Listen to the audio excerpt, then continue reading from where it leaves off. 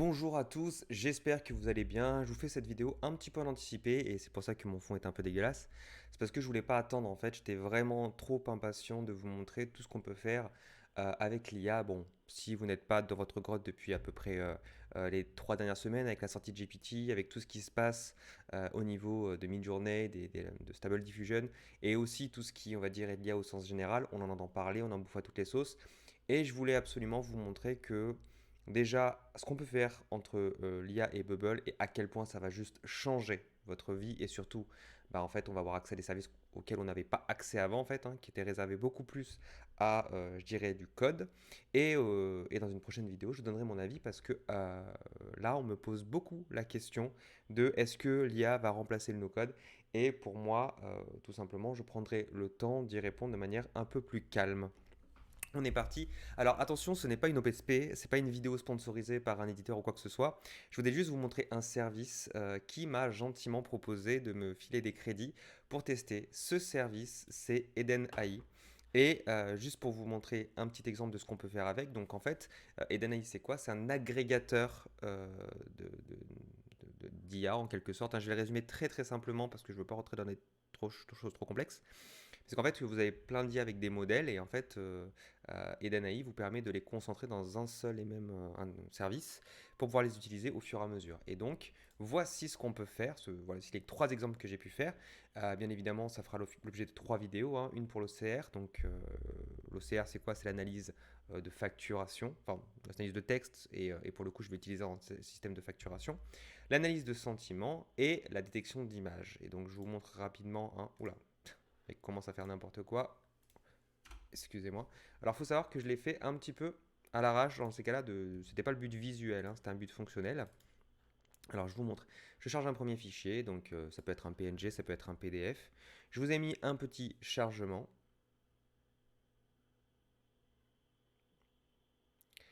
Et on va voir les informations que ça va récupérer. Donc, Monsieur Jean Dupont, acheteur SA, rue du Château Montpellier. Et on va voir tout de suite ce que ça fait. Je n'ai pas l'habitude d'être sur PC, moi. Hop là. Ici. Oh! Quel rapport avec mon fils? Ok. Décidément, ça ne veut pas. Ok. Donc effectivement, Monsieur Jean Dupont du château, c'est bien ça. Donc ça fonctionne bien. C'est plutôt très cool. Ensuite, on va mettre une photo de pomme. Donc je vous montre l'image d'une pomme. On va la voir ici qui va apparaître. Une photo d'une pomme. On va demander à la machine de détecter ce qu'il y a sur l'image. Et effectivement, sans grande surprise, c'est bien une pomme et confiance, hein, c'est-à-dire confiance dans son résultat à 96,5%. Donc là, bien évidemment, je n'ai pas formaté les calculs, mais c'est pour vous donner un exemple de ce qu'on appelle la confidence en anglais. Et enfin, sentiment, d'analyse de sentiment sur phrase. Je pense que tu as... Oh, le bruit du clavier a totalement tort. Et ça m'énerve.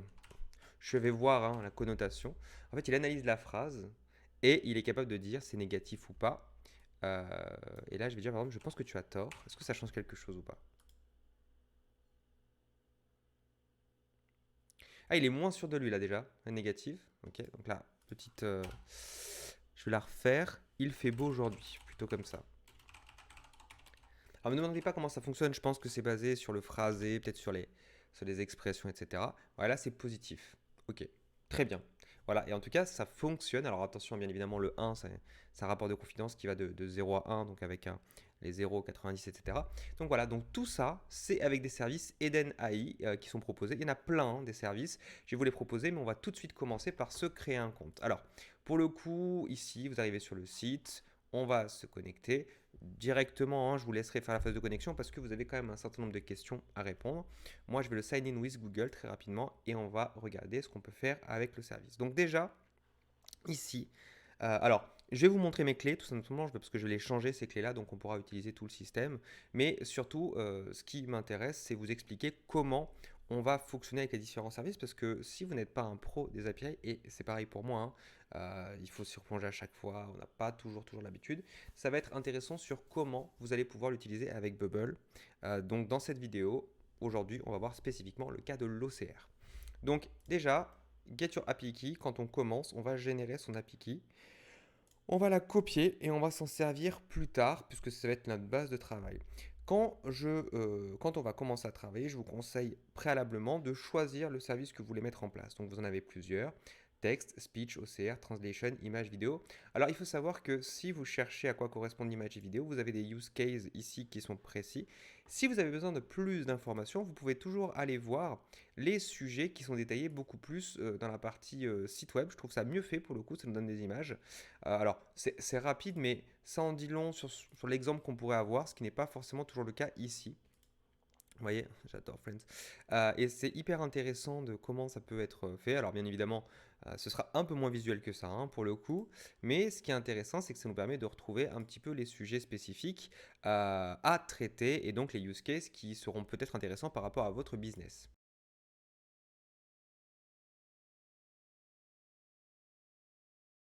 Donc déjà, j'ai choisi l'invoice parser parce que mon sujet, c'était vraiment de faire l'analyse de facturation. Donc on clique juste ici. Et on a une formule. Alors là, si vous n'êtes pas du tout dans le code, vous allez vous dire, mais qu'est-ce que c'est que ce bordel? Et bien évidemment, on va, rassurez-vous, on va tout traiter en direct. Donc déjà, si vous souhaitez retrouver un peu plus de détails, vous avez toujours la documentation, vous pouvez cliquer ici. Moi, ce qui m'intéresse d'abord, c'est peut-être de tester le service pour voir comment ça répond. Donc déjà, vous prenez une facture sur Internet ou une de vos factures, hein, ça marche aussi. Donc PNG. Vous avez les providers. Alors les providers, c'est quoi? Ce sont les IA qui vont vous aider à travailler dessus et par définition, ils vous en proposent plusieurs. Alors on pourra choisir après celle qui nous semble la plus performante ou toutes les choisir. Moi personnellement, j'ai tendance à garder certaines qui me donnent les meilleurs résultats et très souvent ça peut être alors, très souvent ça va être Amazon en général. On va le mettre quand même en français pour notre cas et on va lancer un exemple. Alors là, on va avoir un temps un petit peu long. Et donc pour l'instant, je vais pouvoir vous montrer quelque chose le temps que ça charge. Ici, la documentation qui pour nous sera très très précieuse parce que c'est ce qui va nous aider à tout comprendre et surtout à comprendre quelles choses sont essentielles. Donc ici, voilà, on a la réponse. Vous avez les résultats, tous les résultats qui sont proposés. Alors, bien évidemment, l'extraction, elle ne va pas trop nous intéresser. Vous pouvez aller directement sur le visuel et voir ce qui va être récupéré. Alors ça, c'est extrêmement pratique parce que ça vous donne au préalable, en fait, finalement, tout ce qui va être rempli sur votre page. Et quand j'ai fait la démonstration, c'était un peu les mêmes résultats. Ça va nous montrer comment analyser les informations. Alors, vous voyez, hein, vous pouvez regarder ceux qui analysent le mieux. Pour faire votre choix, il faut prendre en compte deux paramètres. Déjà, ce qui vous ressort le plus d'éléments, ça c'est une première chose. Donc par rapport à ça, hein, vous pouvez comparer des informations, je pense, à peu près pertinentes hein, par rapport à ce que vous attendez. Donc par exemple, dites-vous que la somme, l'invoice total due, logiquement, ça va être la total TTC 4480. Et là, dans la plupart des cas, 4480, ça c'est bon. Amazon, vous voyez, il nous rajoute, alors je sais pas pourquoi il nous rajoute, à mon avis, les deux zéros à la fin, donc peut-être ça peut être un peu plus relou, etc. Là, le Mindy, il récupère à peu près quand même vachement bien, bon, sauf la date.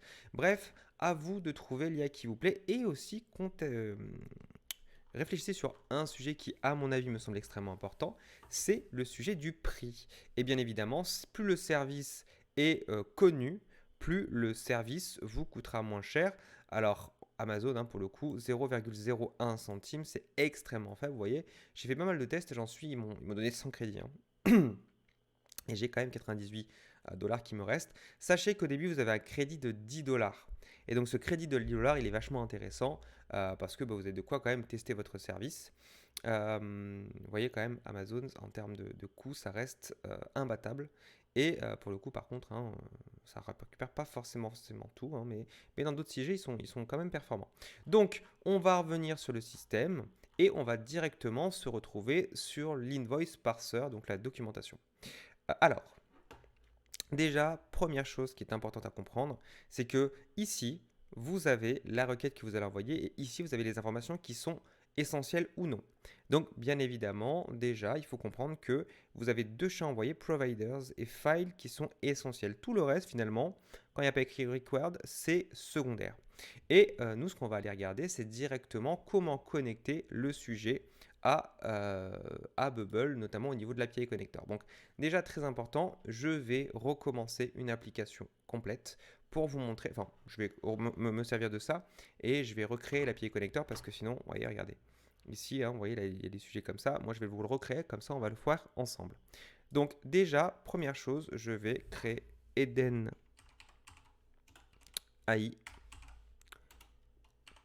test je vais mettre YouTube. Voilà, comme ça, on a l'élément qui va nous aider. Directement, en fait, il faut savoir que le système de connexion va nous demander une autorisation dans le headers. Donc ici, on va regarder Private Key in Headers. La problématique, c'est qu'on vous donne une formule. Alors bien évidemment, hein, si vous êtes teubé comme moi, on a tendance à tout copier la ligne. Hein. Bah, malheureusement, il ne faut pas. Donc on va prendre l'autorisation, ça c'est bon. Et il faut savoir... pardon, autorisation KLM, ça c'est bon. Et en fait, dedans, on va récupérer ce qu'on appelle le bearer, qui très souvent arrive au début des codes. Et c'est un peu un système d'authentification. Donc on vous dit là où il faut aller chercher la clé. Et le problème, c'est que là, il vous met, je ne sais pas pourquoi, un petit emoji. Alors ne le faites pas du tout. Hein. Mais voilà, vous avez un élément à récupérer. Et en fait, il vous suffit de mettre le bearer et votre clé et ça fonctionnera tout seul. Alors moi, je vais juste reprendre ici mon sujet et donc de récupérer ma clé. Donc je vais là juste la copier. Voilà. Je vais récupérer mon élément dans le bearer. Voilà, je la copie. Et normalement, c'est bon, hein, on peut vérifier, vous voyez, c'est exactement ce que j'ai fait là. Là, il va y avoir besoin de mettre le content type pour dire quelle finalement est la data qu'on va récupérer.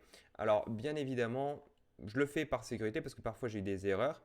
Si vous avez à faire l'image detection, ce n'est pas forcément nécessaire. En tout cas, dans le cadre de l'OCR, c'est nécessaire parce qu'il le précise. Juste ici, en fait, voilà, form data, donc ça c'est bon, ça va être autre chose. Et à un moment, voilà, il le précise, content type. Ok. Donc, pensez bien à récupérer ces éléments, ça va vous aider pour éviter d'avoir des erreurs. Donc, ici, on a dit multi-form date. Voilà, ici, ici. Ok. Jusque-là, on est bon, on va pouvoir faire notre première API call. Donc, nous, ce qu'on cherche, ça va être OCR. Donc, on pense bien à expand, OCR, et then AI. Pareil. Et je mets tout le temps YouTube, hein, c'est juste pour m'y retrouver parce que j'ai fait précédemment juste au-dessus. Donc ici, déjà, on va juste le noter comme ça. Et ensuite, on va regarder dans les paramètres ce qu'il faut faire pour que ça fonctionne. Donc, on revient sur le sujet. On sait que c'est un post, parce que c'était écrit juste ici. Alors, je vais vous le mettre. C'est quoi? Je vais vous le mettre juste à côté l'un de l'autre. Ici.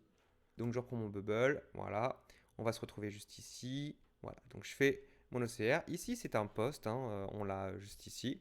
On a les éléments, donc préciser, ce qui est bien, c'est qu'il nous dit les formes data. Alors, la forme data, ce qui est bien, c'est que vous allez pouvoir l'utiliser juste ici, forme data, ça va vous aider, sinon vous ne pouvez pas le faire.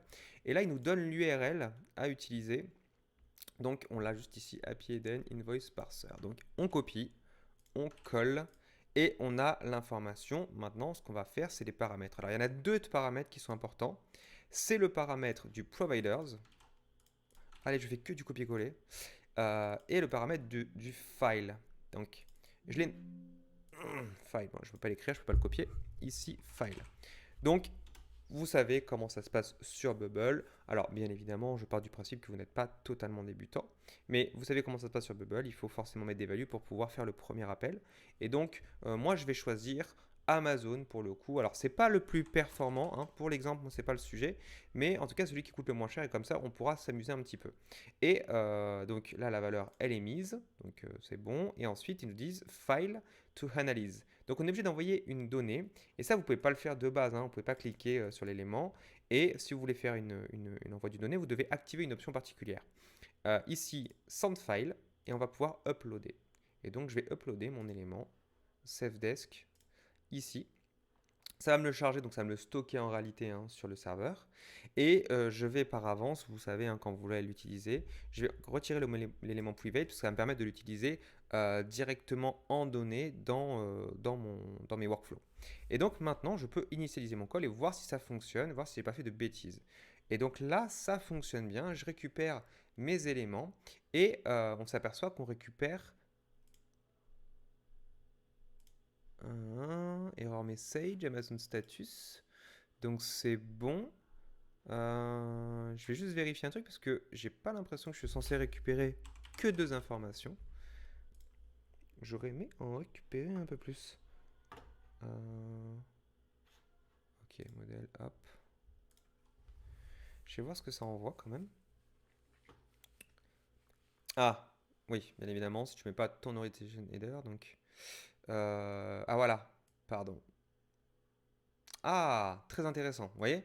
Là, ce qui est bien, c'est qu'il m'a donné l'information. C'est-à-dire que mon call est juste, mais par contre, Amazon veut forcément le langage pour l'utiliser. Alors, ici, on va rajouter du coup la langue. Et pour le coup, language. Ça, c'est cool. Ici, j'ai j'ai fait n'importe quoi. Voilà, excusez-moi. Language. Et ben, vous savez quoi? Je savais pas qu'on pouvait dupliquer comme ça sur Bubble. Oh, on en découvre tout le temps des choses, c'est cool. Language, et je vais mettre la valeur. Hein. La valeur, c'est une string, c'est fr normalement. Et là, si je le try it à nouveau. Ouais. Vas-y, je le try it à nouveau. Je vais le reprendre comme ça parce qu'à mon avis, je l'aurai pas. Et est-ce que je peux le mettre? Voilà mon token. Là, il charge bien. Ah, voilà, j'ai tout. Donc là, c'est parfait. Donc ça veut dire que je vais pouvoir le relancer. Et là, logiquement, vu que j'ai le FR, il va récupérer toute la valeur. Ah, ben voilà, c'est beaucoup mieux. Donc on a le customer name, le customer address, l'email. En fait, on a toutes les informations qui sont nécessaires. Et ce qui est bien, c'est que dans ce cadre-là, ici, hein, moi, je vais pouvoir directement les informations que ça va traiter. Maintenant qu'on a notre call API qui est fait, on va pouvoir enfin construire notre page. Alors pour la page, moi, je vais faire quelque chose d'extrêmement simple. Je vais me concentrer sur la page du coup OCR. Ici, très simplement. Pas de clone. Je vais vous mettre un fond gris hein, pour qu'on voit bien les groupes. Hein, voilà. Je vous rappelle que le tuto est de base recommandé à des personnes qui maîtrisent un petit peu Bubble, alors niveau intermédiaire, hein, pas forcément un niveau de fou, mais assez pour comprendre ce que je suis en train de faire. Parce que là, je ne vais pas réexpliquer toutes les bases. Donc, je fixe, tout simplement, je crée un groupe au milieu, sous forme de colonne, voilà, ici. En fait, notre data, elle est intéressante parce que vu que notre plugin va correspondre à forme data, donc on va récupérer les valeurs data, eh bien on va pouvoir l'utiliser depuis ce qu'on appelle le get data from external API. Et ici, il apparaît, hein, c'est le YouTube comme on avait prévu tout à l'heure, OCR. Et pour le coup, quand je clique dessus, on va voir qu'il va me demander un fichier, donc sous forme de dynamic link. Et donc on va commencer à créer ce fichier. Alors vous allez voir que cette data-là, on va éviter de la mettre ici parce que sinon, en fait, il va récupérer déjà mon premier call et il va toujours se fixer dessus et donc ça va forcément faire un crédit de base. Il va directement envoyer la valeur. Et moi, c'est pas ce que je veux. Donc, je vais commencer par tout simplement déjà écarter, ouvrir mon groupe, hein, voilà, parce que déjà ce sera plus simple. Alors, par contre, ici, voilà, on va juste, ouais, je vais mettre 500 quand même. Je déteste les claviers mécaniques quand je fais de la vidéo, ça fait beaucoup de bruit, c'est très pénible.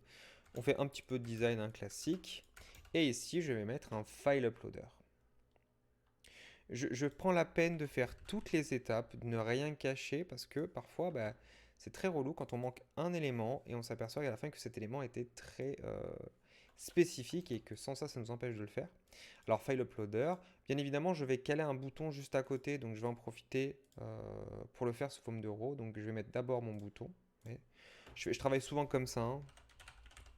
Maintenant qu'on est habitué au nouveau moteur responsive, c'est vrai que c'est plus une énigme. Et on note bien les éléments, hein, pour envoyer document. C'est plus une énigme, mais dans le doute quand même, je préfère montrer un petit peu toute la rigueur que je mets autour de ça. Ici, je clique droit, je les groupe en row. Du coup, ça me permet d'avoir un espace. Et derrière ça, je vais pouvoir calibrer comme je souhaite. J'aime bien mettre des gaps, etc. Enfin bref, un truc un peu propre, quoi. Voilà, je recule un petit peu le truc. Voilà, on a quelque chose de propre. En fait, ici, donc si vous préférez, je le répète, mais si je me mets comme ça, on pourrait le faire, avec la valeur file input loader, donc ici ce qui est nécessaire, et avec le sujet, par exemple value. Mais en fait, ce qui va se passer, n'oublie pas, hein, le type of content, en cliquant ici, ça le met automatiquement. Si je le fais comme ça, malheureusement, vu que la donnée est attendue, il va faire un call automatiquement en partant du principe que bah, l'appel a été fait. Et forcément, si je fais ça, je risque de récupérer une valeur qui est déjà là-dedans. Je vais vous montrer une preuve. Donc ici, je vais prendre groupe border. Ça va être mon groupe résultat en quelque sorte. Donc ici, colonne. Voilà. Et en fait, si je m'amuse à faire ça, vous allez voir qu'à un moment, on va avoir une problématique. Je prends mon texte, je le mets juste ici. Et directement, vous allez voir que je vais pouvoir y caler une data. Là, déjà, là, je ne peux pas la donner hein, tant que mon parent n'est pas défini. Donc, parent de groupe ECR. Extracted data, donc là, je vais chercher à tout récupérer. Et donc, déjà, première problématique, c'est qu'il me donne une liste, en fait, Vous voyez, hein, on le voit le count, parce que c'est une liste de données qui m'envoie. Donc moi, je vais récupérer juste la première valeur de cette liste, puisque je n'envoie qu'un document, first item. Très bien. Il me propose un content type, ce qui est parfait, parce qu'il va récupérer la valeur qui est nécessaire, qui correspond à Edenai YouTube, Amazon Exploited Data. Donc ça, c'est parfait. Et je n'aurai plus qu'à récupérer les valeurs déjà directement préfaites, ici, à savoir parent de groupe ça Exploited Data, et là, je vais avoir accès à un ensemble d'informations. Donc là, je vais chercher juste le name. Et bien, vous allez voir que si je le fais sans prendre le parti de faire une data de transition. Donc ici, automatiquement, vous allez voir, donc je ne fais rien, hein, vous voyez, je les mets en l'air. Il va me charger Monsieur Jean Dupont. En fait, il vient de me charger la data qui a été faite pendant mon initialisation de call et me renvoie les mêmes résultats. Donc, je viens de dépenser encore un crédit pour rien. Et donc, c'est pour ça que cette méthode-là, attention, il faut mieux faire ce que je vais appeler une data d'attente, c'est-à-dire que je vais faire un custom state. Et quand je vais cliquer sur le bouton envoyer, ça va charger ce custom state et je vais faire un élément de détection, c'est quand ce custom state est rempli, à ce moment-là, ça fait le call.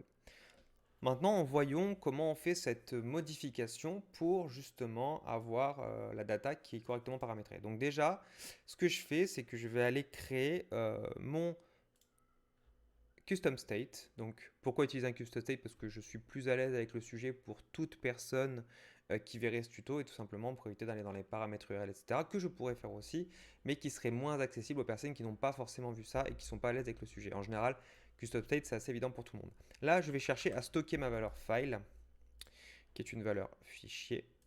OK.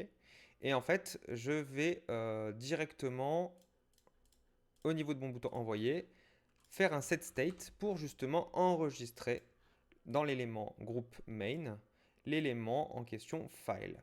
Et donc, ma valeur, c'est quoi? Ça va être tout simplement mon file uploader.